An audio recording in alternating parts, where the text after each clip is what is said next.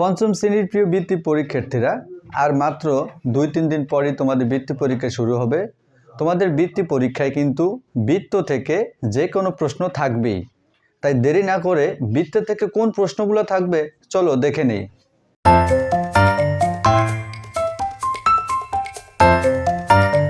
Hello viewers, আজকের আমার বিষয়টি হচ্ছে বৃত্তের আদি অন্ত সব কিছু একসাথে। এখানে বৃত্ত থেকে তোমাদের বৃত্তি পরীক্ষায় 2-3টা প্রশ্ন থাকবেই। আমি এখানে একটা নমুনা প্রশ্ন তৈরি করেছি যে বৃত্ত কাকে বলে, কেন্দ্র কি, 2.5 সেন্টিমিটার ব্যাসার্ধ বিশিষ্ট একটি বৃত্ত অঙ্কন করো এবং এর বিভিন্ন অংশের পরিচয় দাও। এরকম নমুনা প্রশ্ন তোমাদের থাকতে পারে। এই প্রশ্নটা অনুযায়ী আমি একটা চিত্র অঙ্কন করেছি এবং চিত্রের মধ্যে কোনটার কোন অংশ, কোনটার কী নাম আমি সেটাও লিখেছি। পাশাপাশি এই যে বৃত্তের ভিতরে কোনটার যেই অংশটা, ওই অংশের সংজ্ঞাসহ আমি বিস্তারিত সব কিছু এখানে তুলে ধরেছি। আমি সংজ্ঞার সাথে তোমাদের এই বৃত্তের মধ্যে কোন অংশটা ব্যাস, কোন অংশটা জ্যা এবং কোন অংশটা কেন্দ্র, এই সবগুলি তোমাদেরকে এক এক করে দেখাবো। প্রথমে দেখো, প্রথম সংজ্ঞাটা হচ্ছে বৃত্ত কী বা বৃত্ত কাকে বলে। কোনো নির্দিষ্ট বিন্দুকে কেন্দ্র করে চারপাশে সমান দূরত্ব বজায় রেখে একবার ঘুরে আসার ফলে যে আকৃতি তৈরি হয় তাকে বৃত্ত বলে। এই সংজ্ঞাটার সাথে যদি আমি তোমাদেরকে পাশে আরেকটা চিত্র অঙ্কন করে দেখাই, দেখো কোনো নির্দিষ্ট বিন্দুকে কেন্দ্র করে, তার মানে মাঝখানে একটা বিন্দু থাকবে, এই বিন্দুকে কেন্দ্র করে চারপাশে সমান দূরত্বে একবার ঘুরে আসার ফলে যে আকৃতি তৈরি হয় তাকে বৃত্ত বলে। যেমন ধরো এই তো নির্দিষ্ট একটা বিন্দু, মানে চারপাশে সমান দূরত্বে কেন্দ্র করে একবার ঘুরে আসার ফলে যে আকৃতি তৈরি হয় তাকেই বৃত্ত বলে। এটা আমি হাত দিয়ে এঁকেছি, চেষ্টা করলাম মোটামুটি বোঝানোর জন্য। তাহলে এই যে নির্দিষ্ট বিন্দুকে কেন্দ্র করে যে বৃত্ত আঁকাটা হইল, এটি হচ্ছে কেন্দ্র, বৃত্তের কেন্দ্র।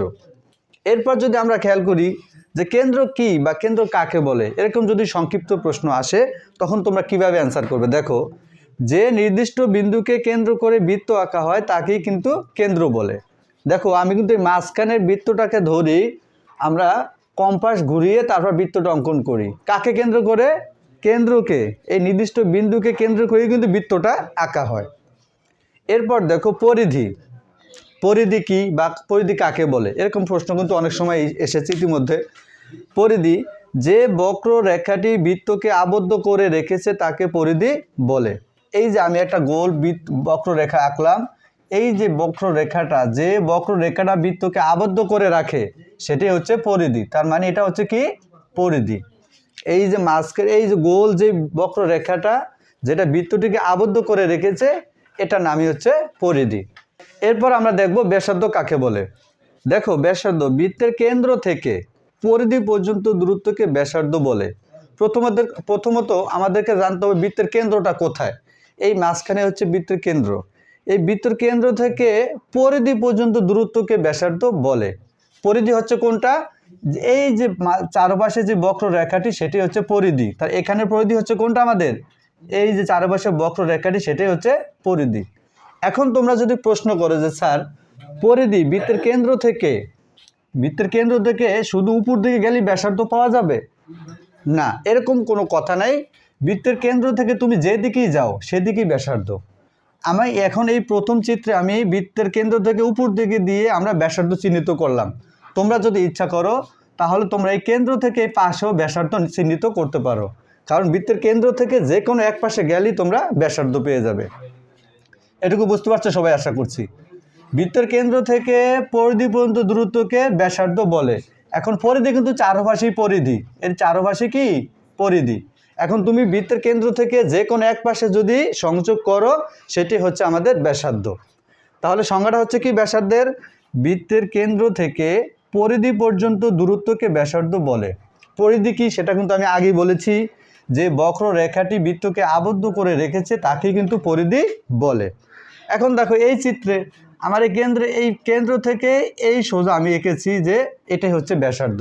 তোমরা ইচ্ছা করলে পাশে দিতে পারো, তোমরা ইচ্ছা করলে যে এই পাশে দিতে পারো ব্যাসার্ধ, বা এই পাশে দিতে পারো, বা এই পাশে দিতে পারো। তো ব্যাস কাকে বলে বা ব্যাস কি? বৃত্তের কেন্দ্রগামী বৃহত্তম জ্যাকে ব্যাস বলে। বৃত্তের কেন্দ্রগামী, দেখো এই যে আমি বৃত্তটা আঁকলাম, এখানে এই যে কেন্দ্র দিলাম, এই বৃত্তের কেন্দ্রগামী বৃহত্তম জ্যাকে ব্যাস বলে। এই ব্যাসটা বৃত্তের কেন্দ্রগামী হবে, কেন্দ্রকে ওভারটেক করে তারপর যাবে। কেন্দ্রের গামী মানে কেন্দ্রের উপর দিয়ে যাবে যেটা, সেটা হচ্ছে আমাদের ব্যাস। তাহলে বৃত্তের কেন্দ্রগামী বৃহত্তম জ্যাকে ব্যাস বলে। এটা কিন্তু দেখো, এই যে কেন্দ্র দেখো, এই কেন্দ্রগামী কেন্দ্রের উপর দিয়ে যেটা চলে যাবে সেটা হচ্ছে তোমাদের ব্যাস। এরপর আমরা শিখব জ্যা কাকে বলে এবং জ্যা কি।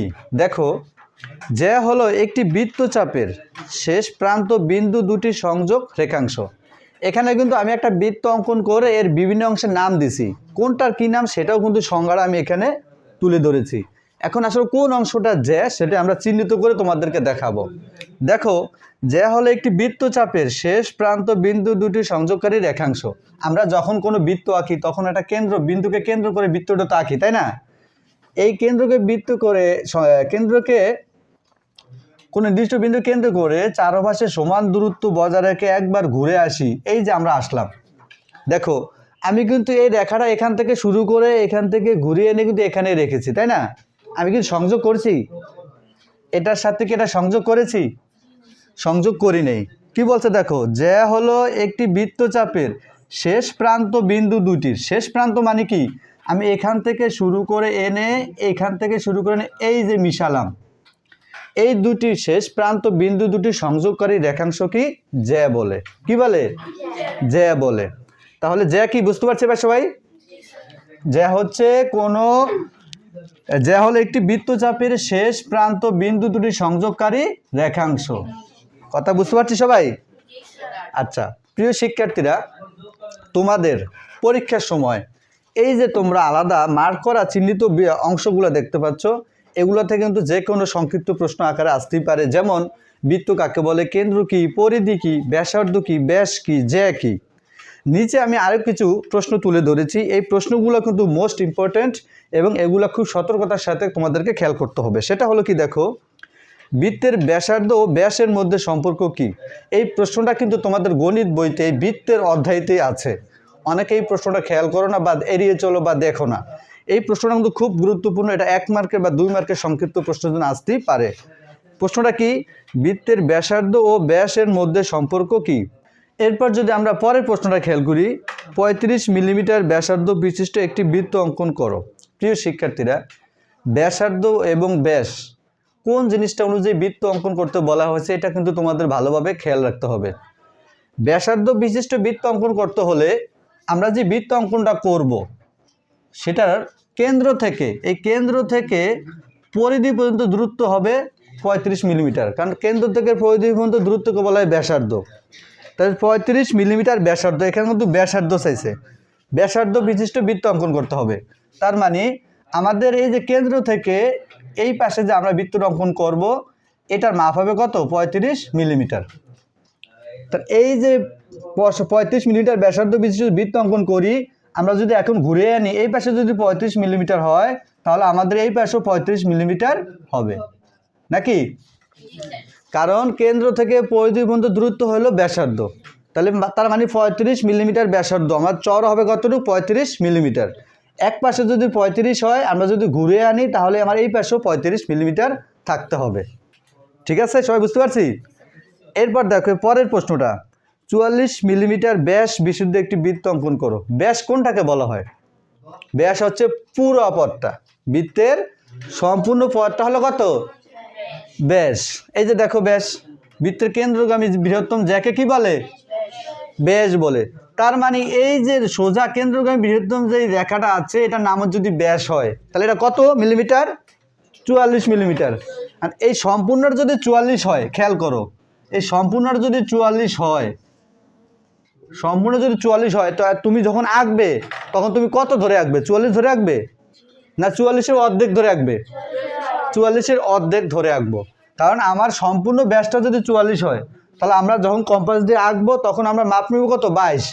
কত নিব, 22 নিব। কারণ 22 নিলে কি হবে, দেখো এই পাশে যদি 22 হয় তাহলে আমরা যখন বৃত্ত অঙ্কনটা করব, যখন আমরা কম্পাসটা ঘুরাবো তখন আমাদের কত, এই পাশেও 22 থাকবে, এই পাশে কত থাকবে, 22 থাকবো।